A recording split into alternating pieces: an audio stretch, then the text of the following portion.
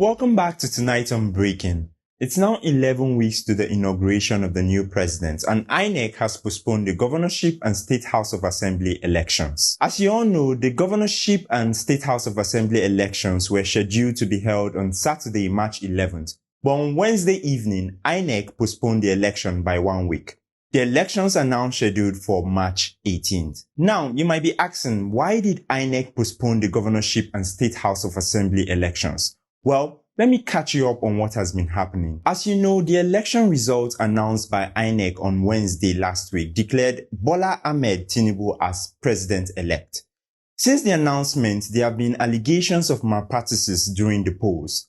Last week Friday, presidential candidates Atiku Abubakar and Peter Obi filed separate applications to the Court of Appeal in Abuja to be granted access to inspect sensitive materials that INEC used to conduct the presidential poll. These sensitive materials include over 176,000 BVAS machines used during the general elections. Over the weekend, the court granted Atiku and Peter Obi's request to inspect INEC's electoral materials, including the BVAS machines. As Atiku and Peter Obi commenced their legal actions, INEC came out over the weekend to give their own side of the story. INEC chairman Professor Mahood Yakubu admitted there were issues with the election technology. They also highlighted that the behavior of some election personnel and the attitude of some party agents and supporters added to what made the national elections challenging. Moving forward, the chairman said they are working hard to identify the challenges and work hand in hand to overcome them before the governorship and State House of Assembly elections. As a way of moving forward to overcome these challenges, INEC filed an application to the Court of Appeal to reconfigure the BVAS used during the national elections before the governorship and State House of Assembly elections. Basically, what this means is that INEC is telling the Court of Appeal that they cannot turn over the BVAS machines to PDP and Labour Party for inspection because they need to reconfigure the machines so that they can be used for the upcoming governorship and House of Assembly elections. On Wednesday night, the Tribunal Court ruled in INEC's favor. In order to reconfigure the BVAS machine, INEC will need more time, hence the postponement of the governorship and House of Assembly elections. Now, a lot of people are worried about the BVAS machine reconfiguration.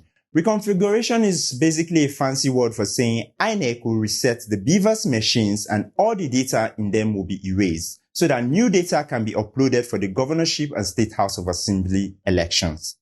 People are worried because the data that will be erased will be needed for future audits and as evidence for court cases.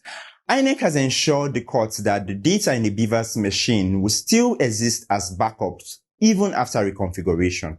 Presumably, the court allowed for reconfiguration because they were convinced that the data had been preserved. I do believe that INEC has saved the data from the general elections as backups in servers. But my question is, where are those servers? If those servers happen to be in Nigeria, we can predict with 100% certainty that whatever building those servers are in will go up in flames before the court cases are resolved. So we hope that INEC has saved copies of this data in several different servers around the world.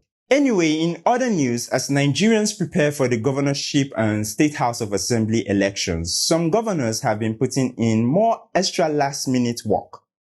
In Yobe State, Governor Malabuni recently approved a 500 million agricultural loan for 4,000 teachers across the state. And he also lifted the ban on the use of motorcycles in 7 local governments 11 years after it was imposed as a result of Boko Haram. That's not all. He also empowered 100 members of the National Union of Road Transport Workers with new Toyota Avensis cars and is distributing laptops and gifts to empower youth. In Lagos, Sanwo-Olu is on a roll. He released impounded vehicles to their owners free of charge.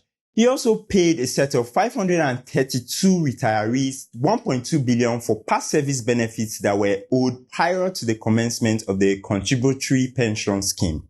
In Gombe, Governor Yahaya is meeting with truck drivers, Okada riders, and transport workers. He even started the distribution of 500 million naira support grants to various business groups.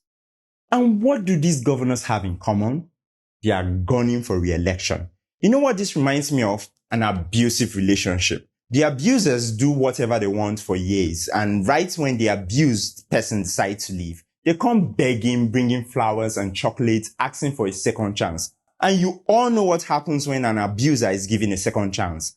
I just hope voters are taking note, because what this means is that if these governors wanted to do all these nice things they are doing now, they could have done them before. They just didn't want to, because before the election, you, the people, had no power. But now you have the power.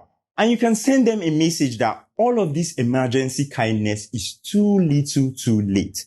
Don't be afraid to walk away from abusive relationships. Moving on, while we have all been distracted with election results and cash scarcity, we almost forgot that bandits and terrorists are still around.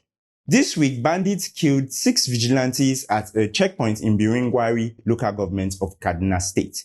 Terrorists attacked the headquarters of Maru local government in Zamfara State and killed a divisional police officer and 2 other persons. About 200 Boko Haram terrorists have been killed by ISWAP fighters in Borno, and at least 26 persons, possibly fishermen, have been shot dead by suspected ISWAP terrorists, also in Borno State. That's all for tonight on Breaking. I'm Johnny Woody. The Governorship and State House of Assembly elections have been postponed to Saturday, 18th of March.